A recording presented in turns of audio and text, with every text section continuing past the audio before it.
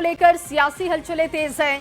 नेता ताबड़तोड़ दौरे कर रहे हैं। नेताओं के बयान से सियासत में उबाल है और ऐसे में चुनाव की हर खबर हम आपको दिखाएंगे, वो भी एक नए अंदाज में बताएंगे। सियासत के अंदर की पूरी खबर, चुनावी गुड़ागड़ित पर भी हमारी नजर होगी। चुनाव दोपहर मतलब चुनाव से जुड़ी हुई खबरें, और जल्दी जल्दी आपको बताते हैं कि चुनाव दोपहर में कौन कौन सी बड़ी सियासी खबरें हम आपको दिखाएंगे। देखिए, चुनाव दोपहर में बताएंगे औरंगाबाद में बिहार कांग्रेस अध्यक्ष के विरोध में क्यों नारे लगे। चुनावी माहौल में बिहार की सियासत में आई लव मोहम्मद वाले पोस्टर पर पॉलिटिक्स शुरू हो चुकी है और ऐसे में पोस्टर से जुड़ी पॉलिटिक्स की हर एक खबर आपके सामने रखेंगे। बताएंगे कांग्रेस क्यों अपने उम्मीदवारों को उतारने के लिए बेताब है और लिस्ट भी तैयार की जा चुकी है। चुनाव दोपहर में पोस्टर वाली सियासत से जुड़ी खबरें भी आपके सामने रखेंगे। और चलिए आगे बढ़ते हुए औरंगाबाद से आपको खबर दें, जहां पर औरंगाबाद जिले की कुटुंबा विधानसभा सीट पर कांग्रेस और आरजेडी में टेंशन जारी है और खींचतान भी तेज हो चुकी है। कुटुंबा सीट पर कांग्रेस और आरजेडी समर्थक आमने सामने आ चुके हैं और आपको बता दें कि लगातार टेंशन की खबरें हैं और बताया जा रहा है कि कुटुंबा विधानसभा सीट पर कांग्रेस और आरजेडी के बीच में टेंशन देखने को मिल रही है। और आपको बताएं कि यहां पर खींचतान की भी खबर है। कुटुंबा सीट पर कांग्रेस और आरजेडी के समर्थक आमने सामने आ चुके हैं। अपने अपने उम्मीदवारों को लेकर वो आमने सामने हैं। हालांकि पार्टी आलाकमान की तरफ से अभी तक कोई बड़ा फैसला नहीं हुआ है, लेकिन जमीनी स्तर पर खबरें हैं कि दोनों ही पार्टियों के बीच में, हालांकि महागठबंधन में ये दोनों पार्टियां एक साथ हैं, लेकिन फिर भी टकराव की स्थिति दिखाई दे रही है। और देखिए, राजेश राम गो बैक के नारे यहां पर लगाए गए। आरजेडी के समर्थकों की तरफ से ये नारे लगाए गए हैं। दूसरी तस्वीर में आप देख रहे हैं राजेश राम को, जिनके लिए नारेबाजी की गई और लोगों ने कहा कि आप वापस जाइए। वो शांत करते हुए देखे गए, लोगों से बात करना चाहते थे, लेकिन लोगों ने उनसे बात नहीं की और बताया जा रहा है कि ये सब कुछ आरजेडी के समर्थक कर रहे थे।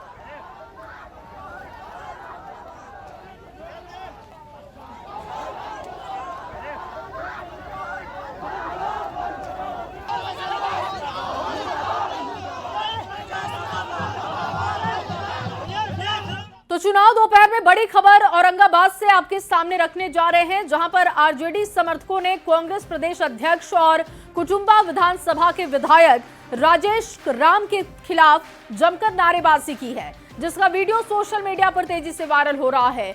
हालांकि इस वायरल वीडियो की पुष्टि न्यूज़ 18 नहीं करता, लेकिन वायरल वीडियो की जब पड़ताल की गई तब पता चला कि विरोध राजेश राम का किया गया है।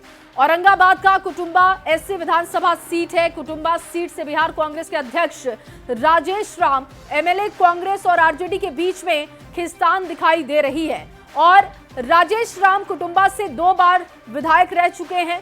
कुटुंबा सीट पर कांग्रेस का लगातार दबदबा रहा है।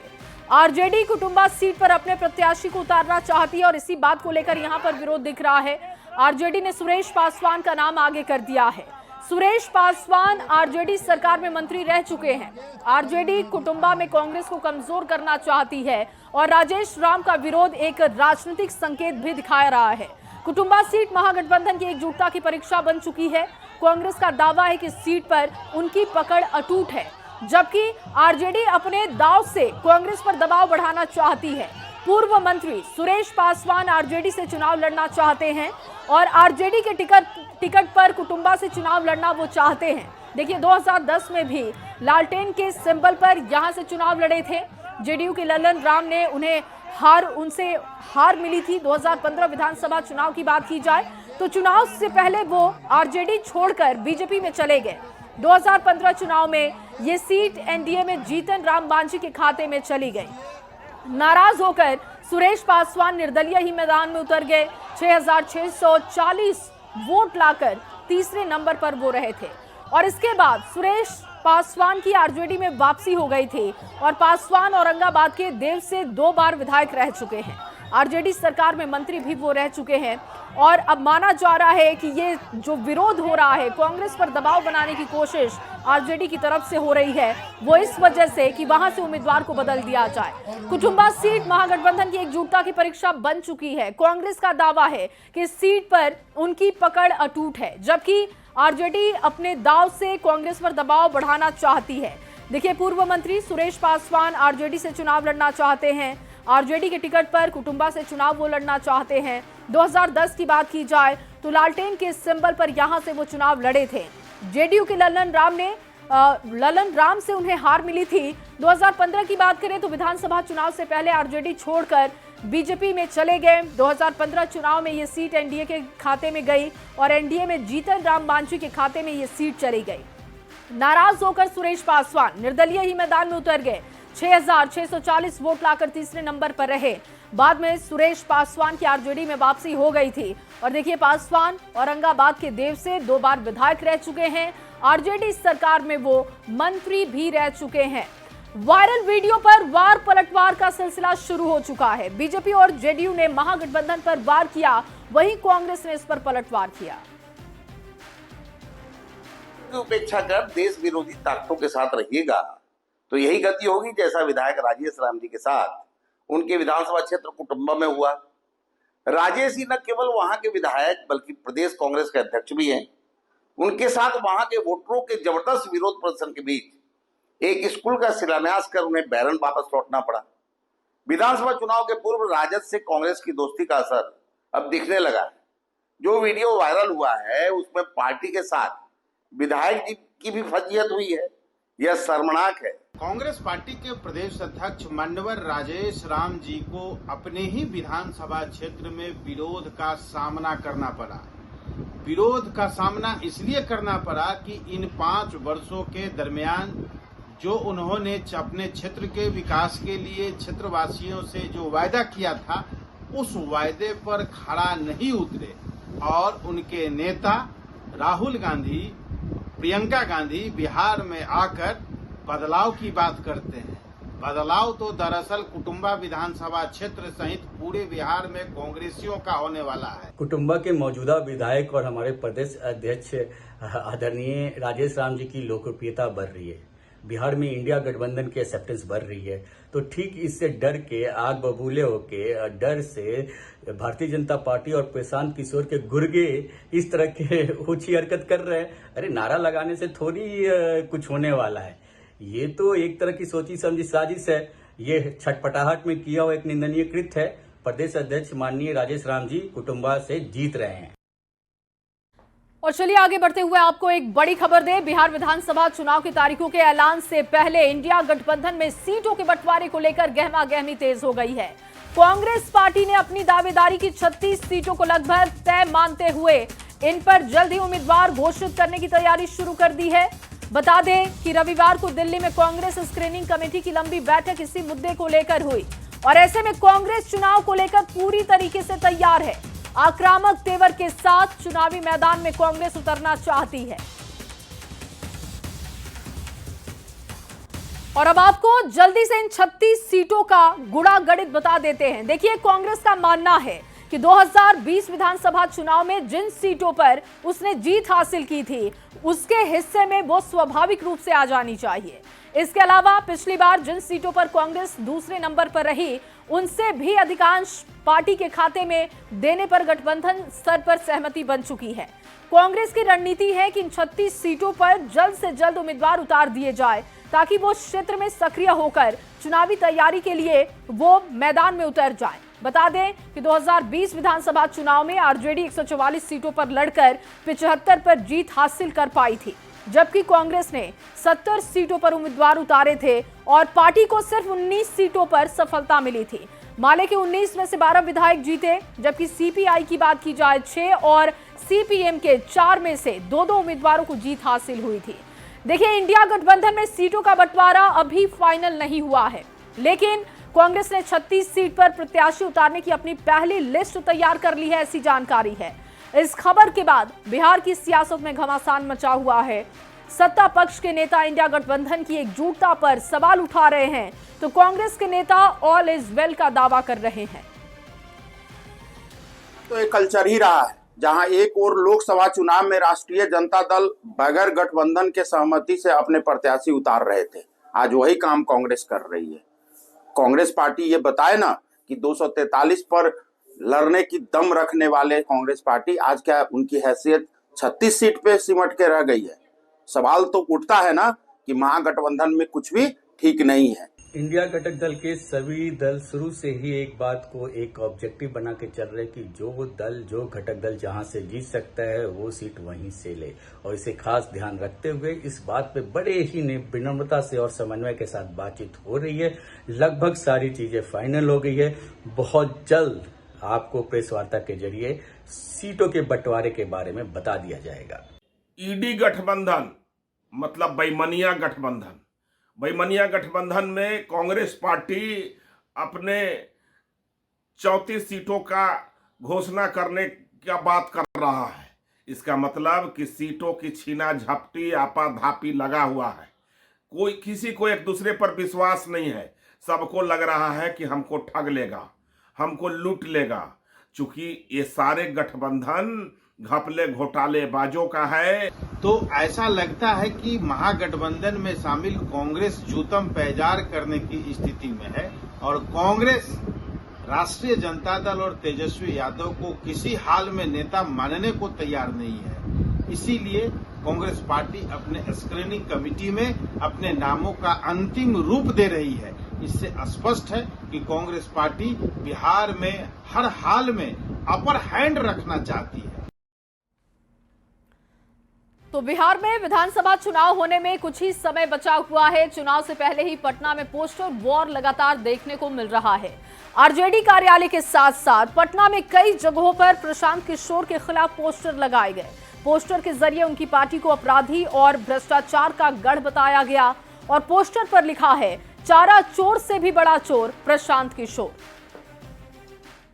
चुनावी वर्ष में लगातार पोस्टरों के जरिए एक दूसरे पर वार किए जा रहे हैं। आरजेडी कार्यालय हो या फिर राजधानी पटना के कई मुख्य चौक चौराहे, कई पोस्टर प्रशांत किशोर के खिलाफ लगाए गए हैं। यहाँ देख सकते हैं आरजेडी कार्यालय के ठीक बाहर प्रशांत किशोर इस पोस्टर में नजर आ रहे हैं और उनके नीचे लिखा हुआ है, चारा चोर से भी बड़ा चोर प्रशांत किशोर। जनता से चंदा के नाम पर ठगा पैसा, 32 करोड़ पाटलिपुत्र कॉलोनी में खरीदा जमीन और उसके ठीक इस तरफ लिखा हुआ है, भ्रष्टाचारी अपराधी और दुराचारी का गढ़ है जन सुराज। और दो और तस्वीर नजर आ रही है जिसमें रामबली चंद्रवंशी और किशोर मुन्ना दोनों के नीचे अपराधी भी लिखा हुआ है, अप्राकृतिक दुराचार का आरोपी और एक अपराधी। यानी दो तस्वीर और प्रशांत किशोर के खिलाफ जो ये पोस्टर है राजधानी पटना में कई जगह नजर आ रहे हैं। इससे पहले भी प्रशांत किशोर लगातार कई बयान ऐसे वो देते नजर आए, आरोप लगाते नजर आए, साफ कहा कि उनके पास सबूत है, लेकिन अब उनके खिलाफ पटना में जगह जगह कई सारे पोस्टर लगाए गए हैं। कैमरामैन अजय दुबे के साथ विनीता मिश्रा, न्यूज़ 18 पटना। और जनसुराज के खिलाफ जो पोस्टर लगाए गए हैं उस पर सियासत शुरू हो चुकी है। एनडीए के नेताओं ने प्रशांत किशोर को लालू प्रसाद की बी टीम बता दिया है, तो विपक्षी कांग्रेस ने भी प्रशांत किशोर पर पलटवार किया। बयान सुनवाते हैं आपको। प्रशांत किशोर सारी दुनिया को सर्टिफिकेट दे, परेशानी उसमें नहीं है, और परेशानी इसमें है कि जब तुमसे यह सवाल पूछा जाता है कि बताओ वो 14 करोड़ आए कहां से, तब तुम जवाब नहीं देते हो।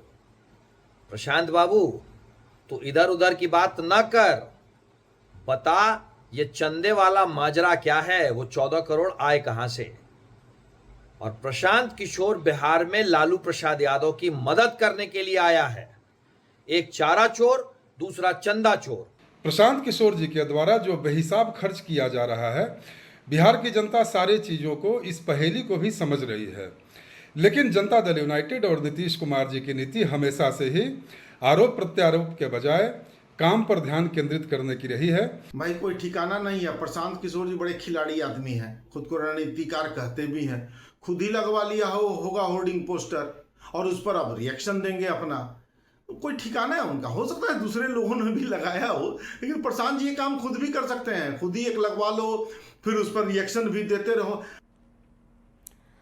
और वहीं आई लव मोहम्मद का पोस्टर और बिहार चुनावी फिजा में पूरी तरीके से ये घुलता हुआ दिख रहा है और पॉलिटिक्स के केंद्र में आ चुका है। सीमांचल की धरती से ओवैसी ने चिंगारी में हवा क्या दी, धीरे धीरे वो शोला बन गया और बिहार की सियासत में अब उबाल आ चुका है। और ऐसे में केंद्रीय मंत्री जीतन राम मांझी ने आई लव मोहम्मद पर अपनी प्रतिक्रिया दी है। मांझी ने कहा कि आई लव मोहम्मद से सांप्रदायिकता की बदबू आती है, जो समाज के लिए ठीक नहीं, और ऐसे में इस पर प्रतिबंध लगना चाहिए। बता दें कि केंद्रीय मंत्री जीतन राम मांझी ने ये बातें गया जी में एक कार्यक्रम के दौरान कही। भगवान के पास पहुंचने के लिए अनेक रास्ता होते हैं, चाहे मोहम्मद हो, श्री राम हो, कृष्ण हो, हमारे लोग हैं।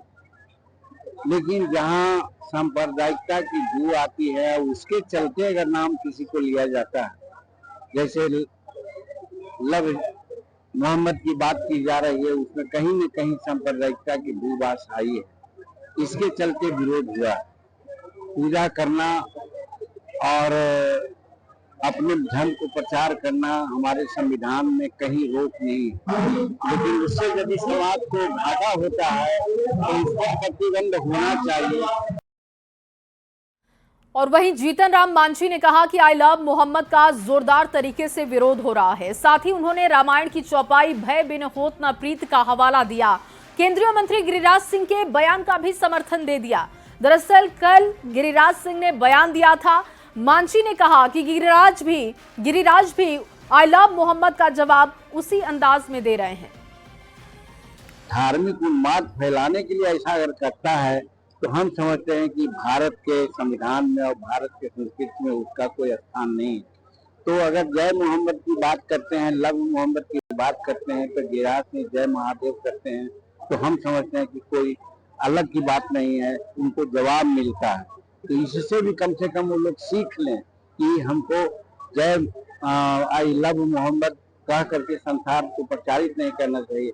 धर्म है धारण करने का चीज, समझने और समझाने का चीज है, उसको प्रचारित नहीं करना चाहिए। प्रचार करके उन्माद फैलाना चाहते हैं तो उसका रास्ता यही है जिसकी बात अभी हमने कही कि बिना न माने जल्दी गए कई दिन बीत, बोले राम सकोप भय बिन हो ही न प्रीत। तो भय तो देना होगा उन लोगों को, और गिरिराज सिंह उसी लहजे में बोलते हैं तो वो कोई गलत नहीं बोले। वहीं मांझी के बयान के बाद एनडीए के नेताओं का भी रिएक्शन आना शुरू हो चुका है। कांग्रेस ने इस पर तंज कसा और कहा कि जीतन राम मांझी एनडीए को खुश करने के लिए ऐसे बयान दे रहे हैं।